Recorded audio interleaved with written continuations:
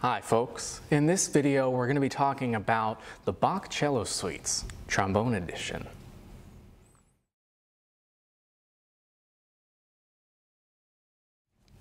The Bach Cello Suites have become synonymous with orchestral trombone auditions. Many of the professional lists out there will either ask for the minuet from the first suite or the sarabanda from the fifth. Now, while we may not have a bow or even be made from the same material as a cello is, it's important to play these works in the context of the instrument they were written for, while also taking note of the limiting factor of the trombone, which is the need to breathe and air. So with the Bach Cello Suites, we need to do a few things. Number one is to think like Bach. Thinking like Bach and analyzing his work will only help strengthen the interpretation you put forward, whether you're playing it on a recital or you're playing it in an audition. By looking at these works and really analyzing the structure, the lines, and the harmonies, you'll be able to get a better understanding and therefore show it as you play it and provide a well-informed rendition. So something that really helps me with Bach especially, and any Western tonal music, is a type of harmonic analysis called Shankarian Analysis. All the Shankarian Analysis is a basis, that a theory that Western music all either moves from scale degrees 3, 2, 1, or from scale degrees 5 all the way 4, 3, 2 to 1 throughout the entirety of a piece, or throughout just a phrase even, or through a movement. Knowing some basic Shankarian analysis is really helpful in analyzing Bach, especially his unaccompanied works like the cello suites and the violin partitas as well, as there are multiple lines happening at once, trying to keep track of the bass and the main melodic voice up on the top, the cantus, and the middle voices as well. Number two, we want to also think like a cellist here. We need to listen to many recordings by high-level cellists such as Yo-Yo Ma, Jackie Dupre, Elisa Weilerstein, Rostropovich, or Casals. That's just to name a few. There are many cellists out there with many recordings, many of which are up on Spotify for free on YouTube, and at your local university libraries. The ease in which you can find recordings of incredible musicians out there is astounding. We need to imagine our wind as if we are bowing, and that's going to help us really shape our phrase and really draw direction into what we're doing. We also want to think like a cellist in terms of phrasing with the intent of a long line and having the knowledge of where the music breathes, not where we want to breathe here.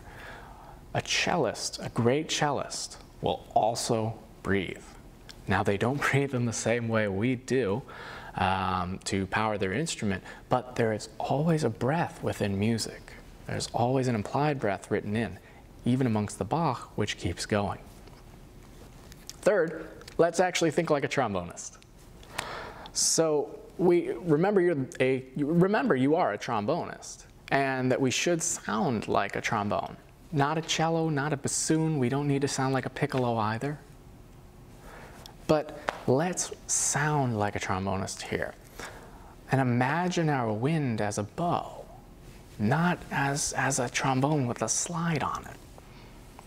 And let's breathe where the music breathes, not where we need to. Every breath we take should be thought about. It should be a conscious breath that we have put in because that's where we feel the music wants to breathe, not because here I am, I'm out of air, I need to breathe. We serve the music, and in turn the music serves us, but the music doesn't serve us first. And number 4, which is always truly number 1, know you're a musician. We always want to sing first. If you're having trouble with the phrase of this, or you just trouble with anything else at all, sing it. We don't need to put the trombone in the way of our voice. Sing it so you know the phrase you want. Sing it and record it. Plug your ear pods in and listen back to it and play along with you singing so you can connect to your voice as much as you possibly can. Arnold Jacobs said song and wind, after all. We need to always remember song is first, not anything else. Most importantly, connect to the music and find what it means to you. These aren't just notes on a page, and to me they're definitely not. I'm always looking to connect to the music in a deeper sense than just notes. There's always a meaning that we can put into the music to make it really something special and powerful. Now, quick addendum here to this video. There are multiple editions of the Bach Cello Suites out there. Many editions for cellists, many editions transcribed and adapted for trombone, etc. The standard for the Bach Sarabande from the 5th is Doug Yo's version, which is phenomenal. It's got some great breaths in there, really does a good job at phrasing. I would absolutely use this as a baseline of where to start to play this and work on this. Once you've adapted his breathing and his phrase markings, we want to always make things our own. And here's the perfect way to do it. We want to find an edition that has been left pretty much alone as much as we can to put our own interpretation on things. That's why I play out of the Barenreiter edition that's edited by August Vanzinga. And this edition looks like this, and it's really phenomenal because there's not a lot of markings in here, and he does as good of a job as he can with keeping close to the only transcription we have of it by Anna Magdalena Bach, as actually there is no known manuscript that exists. We haven't been able to find it, so this is the closest thing we've got to it. And the Anna Magdalena transcription is pretty hastily done and kind of messy, so this really is the best that I've found. Beware, there is a different edition in here for the 5th suite that looks to the I believe it's the viola da gamba. So the top string is tuned differently and it's written a little bit funky. Just beware you play the right version in here. Well, that's all for this video on the Bach Cello Suites. If you liked it, please feel free to give it a thumbs up and be sure to subscribe and turn notifications on to our channel.